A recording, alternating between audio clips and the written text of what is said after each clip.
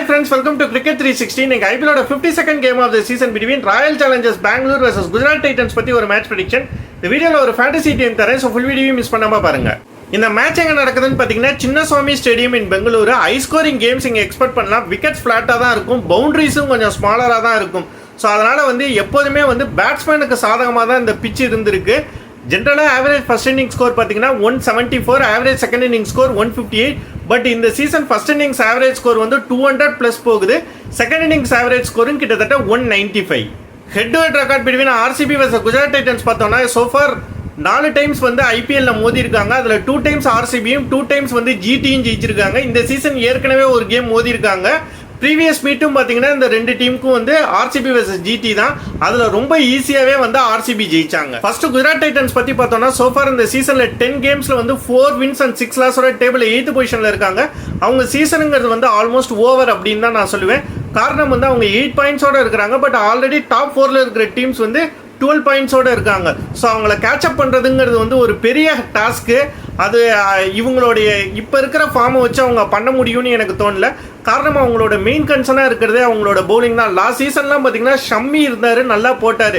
இந்த தடவை ஷம்மி இல்லாதது அவங்களுக்கு ஒரு பெரிய லாஸாக இருக்குது. ரஷீத் கானோட ஃபார்மும் கொஞ்சம் முன்ன பின்ன தான் இருக்குது. லாஸ்ட் கேமில் ரஷீத் கானையே ஆர்சிபி ஈஸியாக அடிச்சிட்டாங்க. மோஹித் சர்மா லாஸ்ட் ஒரு 4 கேம்ஸாகவே ரொம்ப போராக பர்ஃபார்ம் பண்ணுறாரு. பவுலிங்கை பொறுத்த வரைக்கும் அவங்களுக்கு ஒரே பர்ஃபார்மர் இப்போ சாய் கிஷோர் மட்டும்தான்.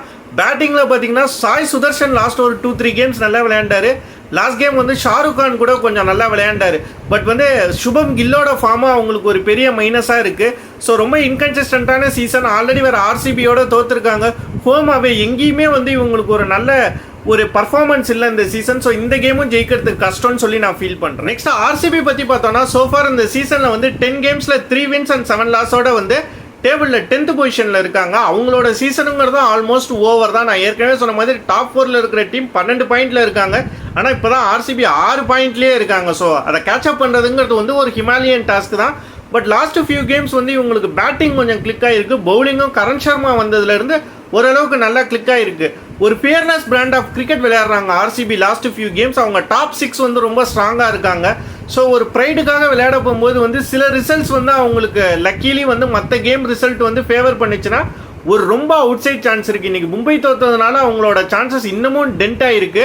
பட் ஸ்டில் ஒரு அவுட் சைட் சான்ஸ் இருக்குது. ஒரு 5% ஆர் 1% சான்ஸ் இருக்குன்னு சொல்லலாம் ஆர்சிபிக்கு. பட் அது கூட இந்த மேட்ச் ஜெயிச்சாதான். இந்த மேட்ச் தோத்துட்டாங்கன்னா அவங்க சான்ஸுங்கிறது like Mumbai Indians officially over அப்படின்னு தான் நம்ம சொல்ல முடியும். பட் அவங்களோட பேட்டிங் ஃபயர் பவரை வச்சு சின்னசுவாமியில் ஜெயிக்கிறதுக்கான பாசிபிலிட்டிஸ் அதிகம். ஏன்னா batting paradise Chinnaswamy ground. Jacks last game அடித்த ஹிட்டிங்லாம் அன்பிலீவபிள். அது T20யோட one of the best innings அப்படின்னே சொல்லலாம். ஸோ இவங்களோட batting and bowling last few games click ஆகிருக்கிறதுனால, அதுவும் ஜிடியோடையே கிளிக் ஆகிருக்கிறதுனால ஏற்கனவே இந்த சீசனில் ஒன்ஸ் ஐ ப்ரெடிக்ட் நான் ஆர்சிபி வின். இப்போ ஃபேண்டசி டீம் அண்ட் டிப்ஸ் பற்றி பார்ப்போம். ஃபேண்டசி டீம் பார்த்தீங்கன்னா இதுதான் என்னோட ஃபேண்டசி டீம். விக்கெட் கீப்பராக நான் ரிதிமன் சாகாவை தான் சூஸ் பண்ணியிருக்கேன். இதுக்கான காரணம் Dinesh Karthik last few games batting கிடைக்கிறதே இல்லை. மேக்ஸ்வெலும் இப்போ டீமுக்குள்ளார வந்துட்டதுனால அவர் 6th or 7th பேட்டிங் பொசிஷனில் ஆடுறாரு. அது அவருக்கு பேட்டிங் கிடைக்கிறதுக்கான ப்ராபபிலிட்டி ரொம்ப கம்மியாயிடுச்சு. பிகாஸ் ஜாக்சன் கோலியே பாதி மேட்சை முடிச்சிடுறாங்க. அப்படியே இல்லைனாலும் கிரீன் ஆர் மேக்ஸ்வெல் முடிச்சிடுறாங்க. இதில் நடுவில் பட்டிடார் வேற இருக்காரு. ஸோ தினேஷ் கார்த்திக் பேட்டிங் இல்லாமல் வெறும் விக்கெட் கீப்பிங்கை மட்டும் வச்சு தினேஷ் கார்த்திக் எடுக்கிறதுக்கு ஓப்பனிங் இறங்குற ரிதிமான் சாகா ஒரு பெட்டரான ஆப்ஷன். பேட்ஸ்மேன்ஸ் பார்த்தீங்கன்னா நான் 4 பேட்ஸ்மேன் சூஸ் பண்ணியிருக்கேன். Virat Kohli and ஃபேப் du Plessis. கோலி ரொம்ப நல்ல ஃபார்மில் இருக்காரு. டுப்ளசியும் ஒரு பெரிய ஸ்கோர்ஸ் அடிக்கலைனாலும் எல்லா கேமும் ஒரு நல்ல ஸ்டார்ட் கொடுத்துருக்காரு. சின்னசுவாமி ஸ்டேடியமில் அவருக்கு ஒரு நல்ல ரெக்கார்ட் இருக்குது. அதனால் அவங்க 2 பேரையும் சூஸ் பண்ணியிருக்கேன். குஜராத் டைட்டன்ஸ்லேருந்து 2 பேட்ஸ்மேன்ஸ் பார்த்தீங்கன்னா சாய் சுதர்ஷன் அண்ட் சுபம் கில். சாய் சுதர்ஷன் லாஸ்ட் ஒரு 2-3 கேம்ஸே ரொம்ப நல்லா விளையாண்டுட்டு இருக்காரு. கில் பெரிய ஸ்கோர் எடுக்கலைனாலும் சின்னசுவாமி கிரவுண்டில் லாஸ்ட் சீசன் ஒரு செஞ்சுரி அடித்தார் சேஸில். ஸோ இந்த கிரவுண்டில் அவருக்கும் ஒரு நல்ல ரெக்கார்ட் இருக்குது. Is due for a big score. ஒரு பெரிய ஸ்கோர் அடிக்கிறதுக்கான பாசிபிலிட்டி நெக்ஸ்ட் ஃபியூ கேம்ஸில் இருக்குது. ஸோ அது இந்த கேமாக கூட இருக்கலாம். ஆல்ரவுண்டர்ஸ் பார்த்தீங்கன்னா நான் 3 ஆல்ரவுண்டர் சூஸ் பண்ணியிருக்கேன். 3 பேருமே ஆர்சிபியில் இருந்து தான் சூஸ் பண்ணியிருக்கேன். மேக்ஸ்வெல், ஜாக்சன் கேமரான் கிரீன். இதில் ஜாக்சன் நம்ம ஃபுல் ஃப்ளெஜ்டு ஆல்ரவுண்டராக கன்சிடர் பண்ண முடியாது. பிகாஸ் மேக்ஸ்வெல் வந்ததுலேருந்து அவர் பவுலிங் போடுறதில்ல. ஸோ அவர் ஒரு பேட்ஸ்மேனாக மட்டும்தான் நம்ம கன்சிடர் பண்ண முடியும். பட் லாஸ்ட் ஃபியூ கேம்ஸ் ரொம்ப நல்ல ஃபார்மில் இருக்கார். அதுவும் லாஸ்ட் கேமில் பார்த்தீங்கன்னா செஞ்சுரி அடிச்சிருக்காரு வித் சேம் ஜிடி. இவங்களோட தான் செஞ்சுரி அடிச்சிருக்காரு. 50க்கு அப்புறம் பார்த்தீங்கன்னா ஃபர்ஸ்ட் 50க்கு அப்புறம் நெக்ஸ்ட் 50 வந்து 10 பால்ஸில் அடிச்சாரு. 7 நிமிஷத்தில் வந்து அந்த கேம் முடிஞ்சிருக்கு. அந்த அளவுக்கு ஒரு பவர்ஃபுல் ஹிட்டிங், 2 ஓவரில் வந்து 50 ரன் கிட்ட அடிச்சிருந்தாரு. So it's one of the most powerful hitting in வந்து T20ன்னு சொல்லலாம். ஸோ அவரோட பேட்டிங்காக மட்டுமே அவர் எடுக்கிறதும் வந்து ஒரு வேல்யூபிளான விஷயம் தான் நம்ம ஃபேண்டசி டீமுக்கு. மேக்ஸ்வெல் அண்ட் கிரீன் இவங்க 2 பேருக்குமே பெருசாக பேட்டிங் கிடைக்கிறது கிடையாது. பட் ஆனால் ஆன் தேர் டே அவங்க டேஞ்சரஸ் பேட்ஸ்மேன் தான். ஒருவேளை ஒரு குயிக்காக 3 விக்கெட்ஸ் போயிடுச்சுன்னா சின்னசுவாமி பிச்சில் வந்து இவங்க கூட லாஸ்ட்டில் நிறைய ரன்ஸ் அடிக்கிறதுக்கு வாய்ப்பு இருக்குது. அது மட்டும் இல்லாமல் ஆளுக்கு 2 ஓவராவது கண்டினியூஸாக போடுறாங்க, ஒரு விக்கெட்டும் எடுத்துடுறாங்க.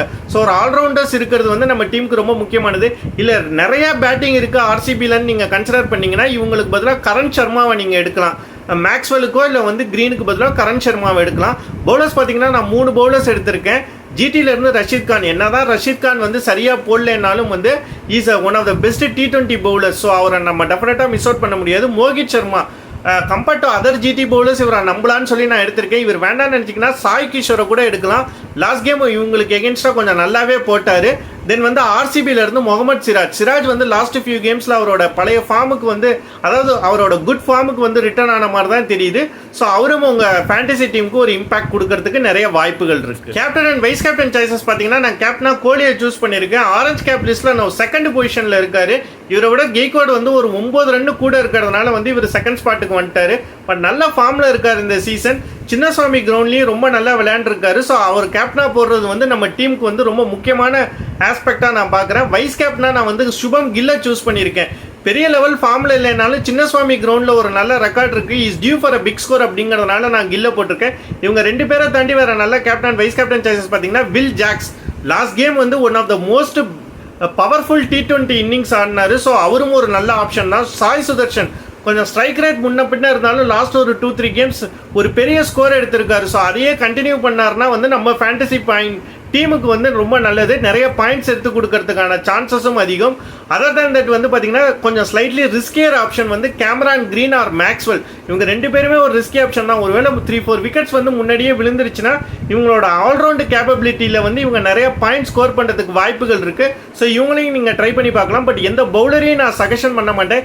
பிகாஸ் சின்னசுவாமி வந்து ஒரு பேட்டிங் பேரடைஸ் தான். அதில் பவுலர்ஸை கேப்டனா வைஸ் கேப்டனா போடுறதுங்கிறது வந்து ரொம்ப பெரிய ரிஸ்க். இந்த வீடியோவில் நான் பேசின விஷயங்கள் கண்டிப்பாக உங்களுக்கு யூஸ்ஃபுல்லாக இருக்கும்னு நம்புறேன். அப்படி இருக்கிற பட்சத்தில் மறக்காம இந்த வீடியோவை லைக் பண்ணுங்க, ஷேர் பண்ணுங்க, கமெண்ட் பண்ணுங்க, நம்ம சேனலை சப்ஸ்கிரைப் பண்ணுங்க. தேங்க்ஸ் ஃபார் வாட்சிங்.